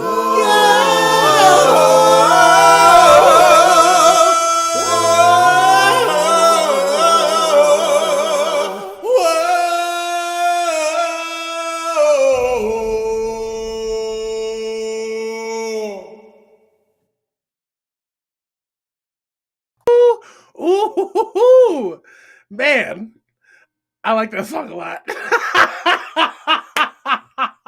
I mean, I know I made it, but it's really it's fun. It's a really fun song. Yeah, I was feeling some things. I was like, oof, Lord, like, and then that just kind of came out of me. It took like a week. So here's that. Okay, we're gonna try something, friends. We're gonna try something. We're gonna see if this works. Give you just a second. Denise Chapman, are you here? I don't know. Am I here? Oh, I hear you. Oh, look at that! Everyone, it's Denise Chapman. Hey, everybody! How are you? Oh my goodness, I am working on my peace bubble. I have been cleaning, and I've got my candles lit. I've Got my sweatpants on.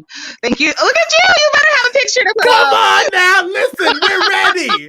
We are ready. I was like, we love a phone-in guest. We love a caller. That's great. I was telling Nick backstage, I'm like, look, I popped in to say hey, see what's going on, get the Eve in, show a little support and some love, help with the content, but I was not getting dressed, nor was I misting my hair.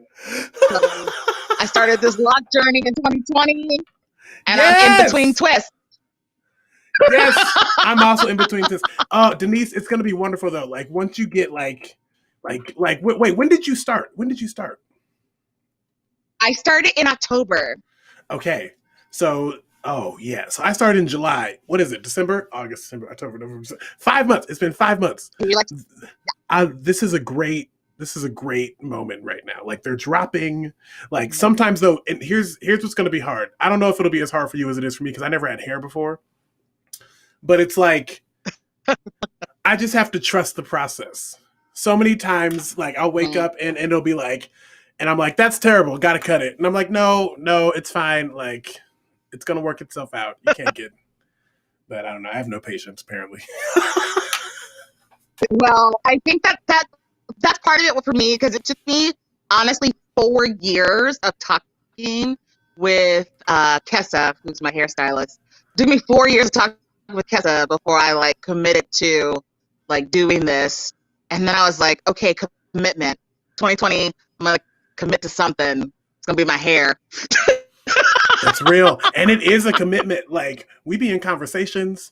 Like now I'm to the point where I have to get a bonnet now. Like I'm beyond the do-rag. And so like I like put the do-rag on and I'll be like, wow, they're like peeking out, like they're like out of the corners, like this is not good. So like, and I get a bonnet and I was like, okay, here, I hear you. Like we gonna make that happen. Yeah. I went to Lee's Beauty Supply for myself. Like not your mama. Yes, like shout out to Lee's Beauty Supply, staple here in Omaha. Wait, Denise, were you here earlier when I talked about Nebraska? No, I wasn't. Okay. So just because it was so funny, I'll repeat it for you. So I told them, I was like, when they think of Nebraska, they think of this. And that's fair because that is some of Nebraska. It's the west side, but we're a city. That is some of Nebraska. Like we are. From certain angles, like we look cute. I called them sky tappers. Would you call that an acceptable name? Sky tappers. I feel like that's acceptable. Thank you. Yes, they thank you. Just the edge. Just the edge. They're not up there scraping. They're just tapping the edge. I pointed out that we're still pretty classic. We got cobblestone and shops and markets. Yes. See, listen, I hit all the points. I hit all the things. Wait, but did you show them the 12 inches of snow outside? Did you show them that? Did you show them the shenanigans that is the Nebraska weather up in here? So here's what I forgot. Because I haven't left the house. Part of my sweatpants life is because there is 1 foot and 3 inches of snow outside.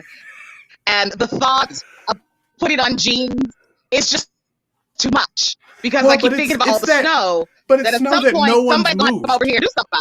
Nobody's moved it, like even on the actual streets, or they like push it to the side. And I forgot. These are things I forgot because I haven't had a car for like 3 years. So I'm like relearning what it means to be a person with a car in Omaha, Nebraska in the winter. It's a slog. It's a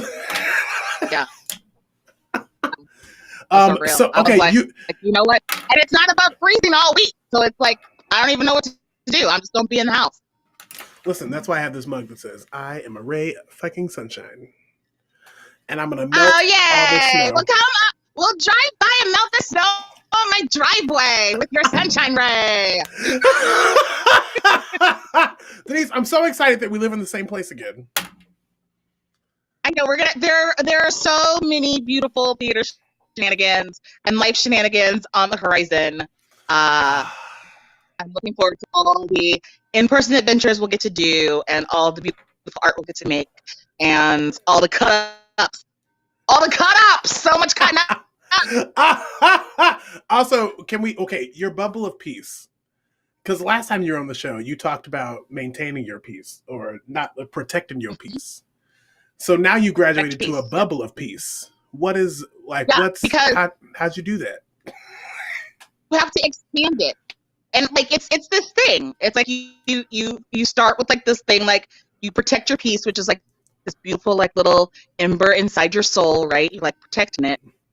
Then you have to expand it. And it's almost like the good touch, bad touch bubble, right? Like where you have to like blow it up and put it all around you, because I can't, like, so I'm in here, I got the candles going, I've done Swiffered, I'm about to steam mop tonight. Oh. Like the sanctuary is getting a reset and a cleanse. And if you know me, you know I hate chores, so this is like this is huge. This is big. This is a commitment. And you said it on the interwebs. Because a girl hates chores. You said it out loud to the people. Oh my goodness, right? Yeah, I did. I'm in here doing chores. And y'all know I do not like the chores. So yeah. And if you follow me on if we're friends on Facebook, I don't really follow. But if we're friends on Facebook, be looking out, because there'll be more stuff on the porch. Yes, that's my favorite. Denise gave me a whole kitchen set. I got a whole like some spoons, some spatulas. I got a whisk, a big whisk. It's like a good big whisk. It's a nice whisk. Yeah, but it's I had whisk. I had 3 of them. That was ridiculous. You had 3 of that size? Yeah. Oh. I have multiple sizes. I had multiples. Like I had 2 big ones, 3 medium ones, a handful of tiny ones. I had whisks coming out of my ears. I'm like, you know what? Bless somebody else with a whisk, Denise. You don't need all of the whisks. Denise, I have a question for you. It's what I've been asking people all night. Yes. What is your New Year's not resolution? My New Year's not resolution, right? Because like, dude, in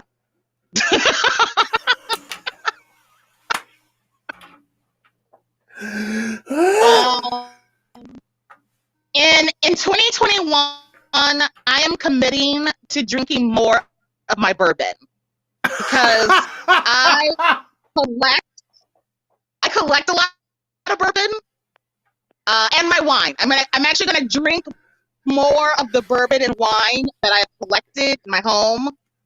I think like the impending zombie apocalypse had me worried in a way that I felt like I had to prepare the house with libations. So I was like, you know what? I'm just gonna stockpile. So I have a whole wine cellar in the house, and I got like multiple shelves of spirits tucked in like different areas. Like you could have a drink in every room of my house. So I think that's the goal, is to actually consume these fine spirits, liqueurs, liquors, wines, libations that I have acquired this year. And I love that 2020 has been so throw away difficult. empty bottles. Like I haven't even thrown away any bottles. I just bring bottles in. No bottles go out. I love that 2020 has been so difficult that like even resolutions, it's no longer like I want like big dream. It's like, here's a small task that I'm probably gonna have to do because I'm still gonna be at home. Right. Oh, what a world.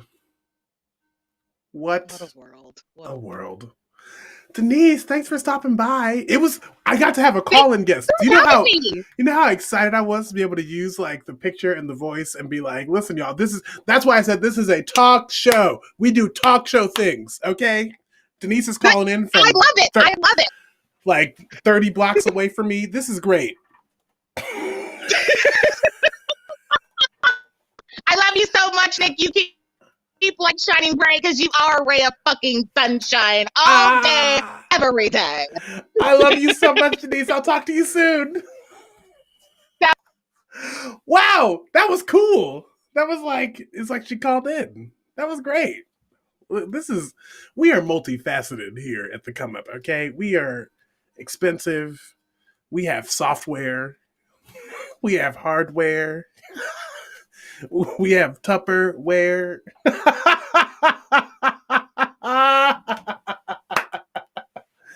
Who knows? Who knows what's happening? Folks, we cookware. Yes, thank you, China. See, we have 20 minutes left. Can you believe it? You've been hanging out with me all night. You know, this was the part of the show where I was going to play this really cool video where I cut together pieces of other interviews from the show to be like, wow, look at the conversations that we've had. But then I moved, and that became a very cumbersome task. And so that did not happen. My computer died. Like, a lot went down. So I'm just going to show you what did happen. Look at this collage I made. These are all the people that I've talked to since April.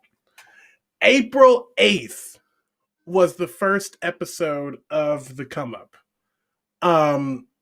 And since then, I've talked to all these people about so many things. We've got Tony Awards up there. We've got Helen Hayes Awards. We've got Best Actor in Minneapolis. Romeo Miller's face is up there. Now, here's the thing. I'll be honest. I didn't talk to Romeo Miller, but that was the picture they sent me to use for the show, and I'm using it. I'm putting it everywhere. Romeo was on the show. Y'all got to know that. But I will tell you that more is coming. I did mention some format changes, and I'm still kind of working through what that means, but I do know that, I know this will make you sad, but I'm not going to be doing a live show every week anymore. It's a lot of energy to do a live show every week, and now with the full-time job and all the things, I just need to cut back on that part. But content will still be coming, and it will still be premiering as if it is live. Because that's what it is. So I'm working right now to set up interviews with a bunch of different folks that were on the list for December, and I pushed back because I moved, or new people. I actually have an interview next week with a cool lesbian and Black author. She writes like fiction. Her name is Opa, and I'm super excited about that. So I'm going to be recording a bunch of interviews and then debuting them on some schedule, starting at like the end of February, beginning of March. So yes, I know I just came back. I know it's been a long break, but I'm taking another break because we gotta get things together and in a row. But I am working to repurpose the videos I've already seen. As you know, there's a new Instagram page at the Come Up with Nick Whitcomb. Now I have to start migrating all of the old IGTV videos onto that Instagram page. So you'll still be seeing the conversations. They'll still be out there. Tell your friends to follow, like, share with new people, bring me new audience members. That would be great.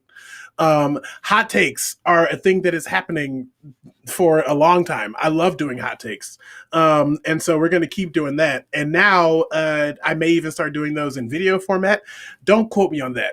That's just an idea that I had, but I might start doing those with some video as well. But and if you don't know what hot takes are, they're my weekly review of hot topics that I have with BIPOC and queer folks. Cute little panel now. Panel probably will grow since we'll be doing it for longer and we'll need more people to talk about stuff. But it's a good time. It's a really great way to hear what's happening in the world without hearing it from like the same people you see on CNN or MSNBC or like in HuffPo or whatever you decide to. It's a fun, way to get different perspective on some stuff.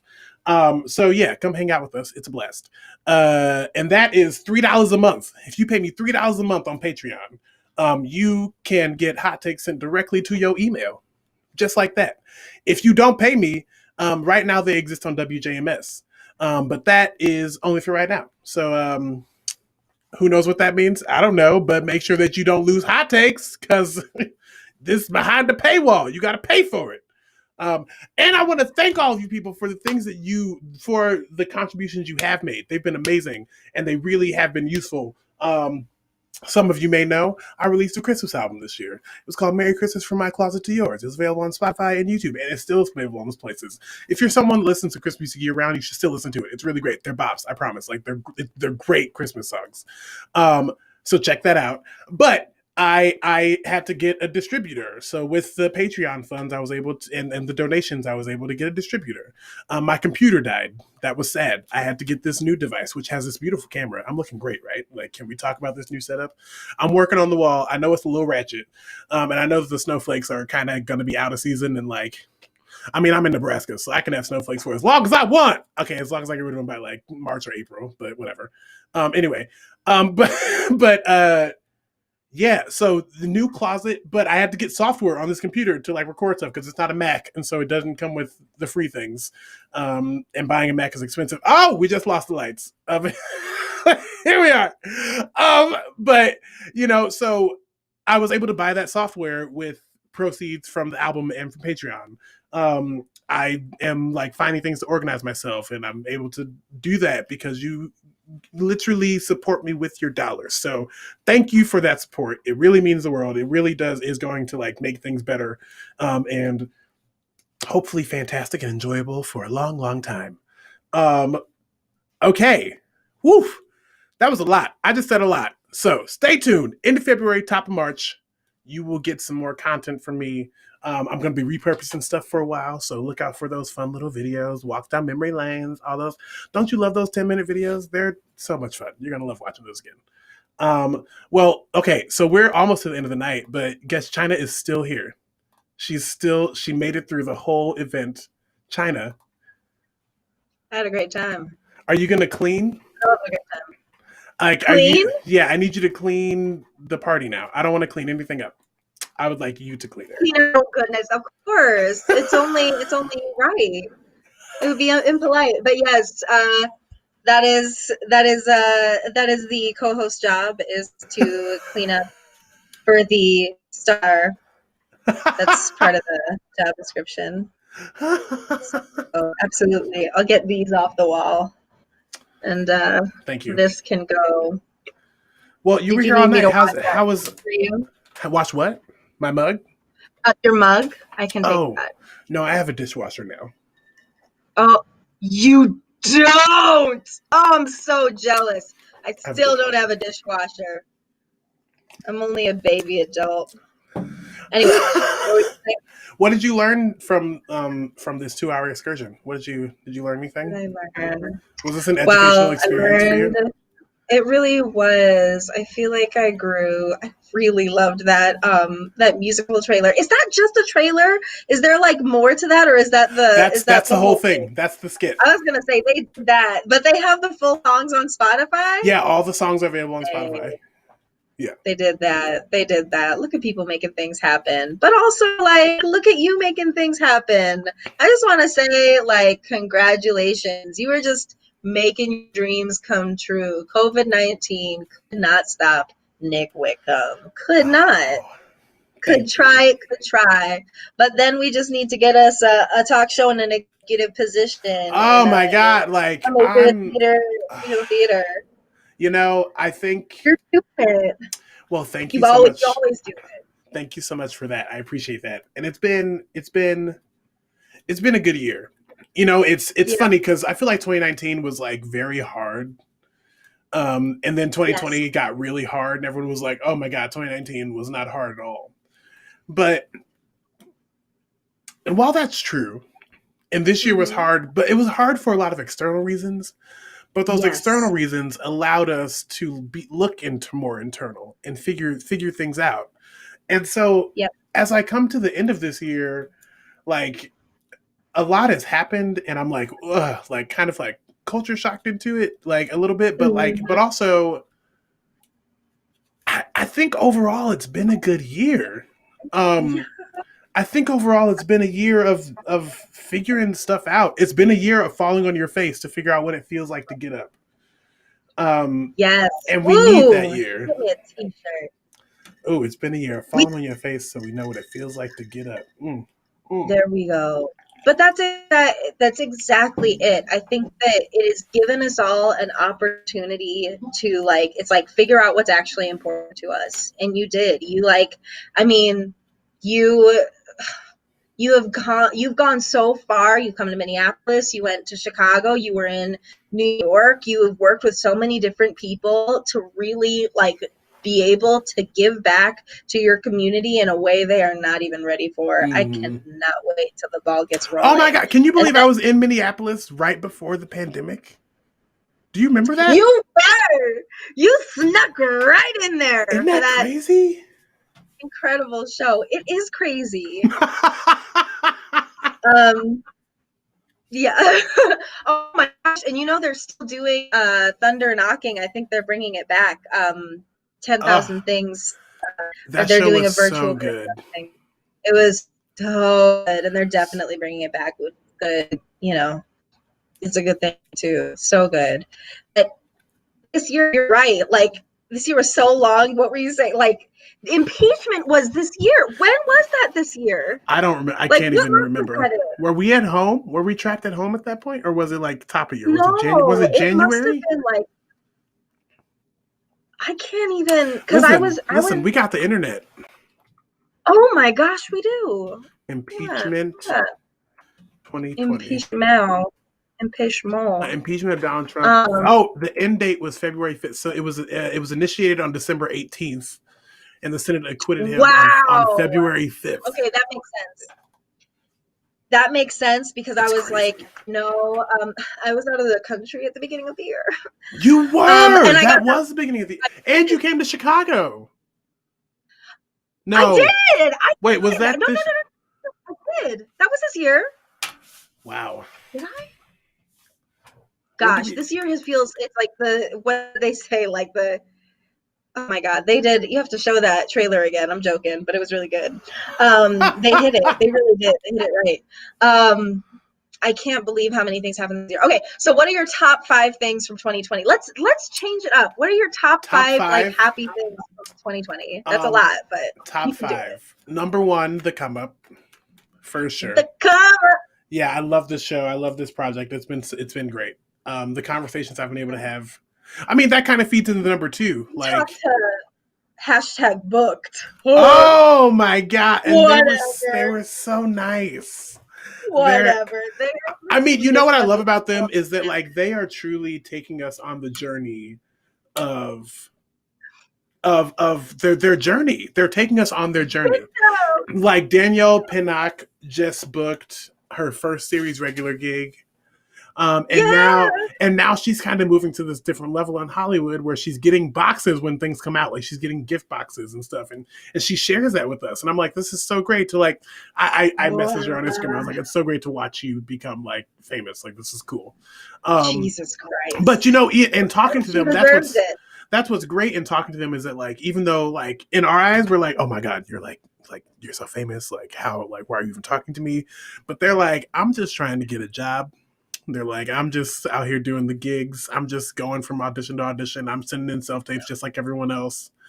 Like just out here hustling. Yeah, exactly. And I love watching them hustle. Like so getting to talk to them was amazing. I mean, so many great people. Like Ron Simons, like, come on. Like this man has 4 Tony Awards. Like what?